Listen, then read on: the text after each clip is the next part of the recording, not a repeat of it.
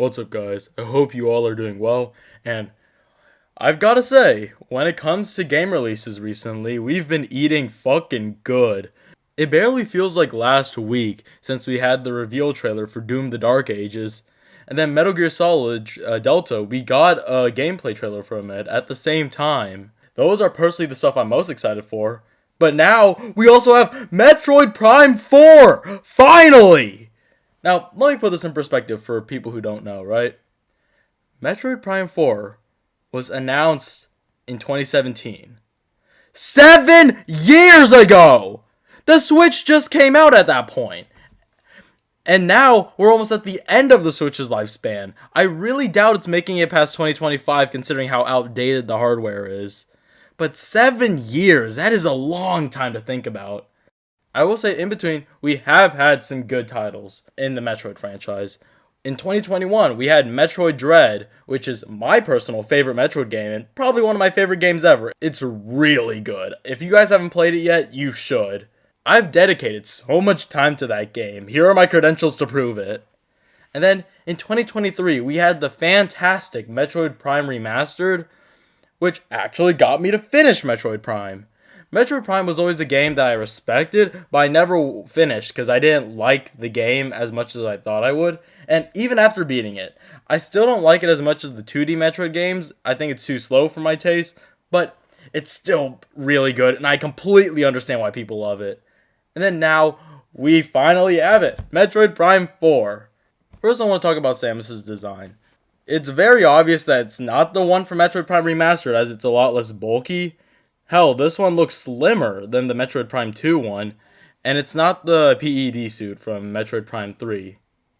The gameplay looks to be a lot like Metroid Prime Remastered, which makes sense because that was also a game for the Switch.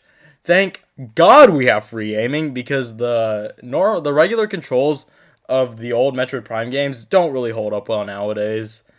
I hope that this game has options for both the normal joystick controls for Metroid Prime Remastered, and then motion controls. Even though I'm not a fan of motion controls, there's a lot of people there who are, especially considering that Metroid Prime 3 and the Metroid Prime trilogy were built on motion controls. So it would be kind of weird if this new game didn't have that. It's very obvious to see that scanning is making a return. Not a feature that I necessarily liked from Metroid Prime. I thought it was good for lore building, but it really did not benefit the gameplay to have to keep stopping to look around. That's just a personal gripe that I have. People who love scanning will love it, how it's implemented in this game, I'll say. And then the morph ball looks exactly like how it does in the original games. Not really much to talk about there. And the game looks good. Hell, even looks better than Metroid Prime Remastered. It's kind of crazy to think that the Switch is barely on par with the Xbox 360 power-wise, and it's still pulling off games that look this good. I hope it runs well, though, because from what I've seen from The Legend of Zelda Tears of the Kingdom, that game has some major frame rate problems, and that might be reflected on this as well. Then later on in the trailer, we see Psylux, who, if you don't know who Psylux is, he was teased to be the main antagonist at the end of Metroid Prime 3, and then even in Metroid Prime Federation Force, he was shown to be breeding Metroids. And it's kind of funny how we have a character from a DS game, that being Metroid Prime Hunters, showing up as the big bad of a new Metroid Prime game. They've been building it up for so long, but it's really funny to see it actually into fruition now. And that's pretty much all from the trailer. I don't really have a lot to analyze, really.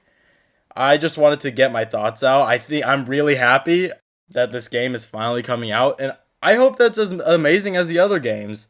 It might not be to my taste specifically, but it doesn't have to be, and I really don't think it should.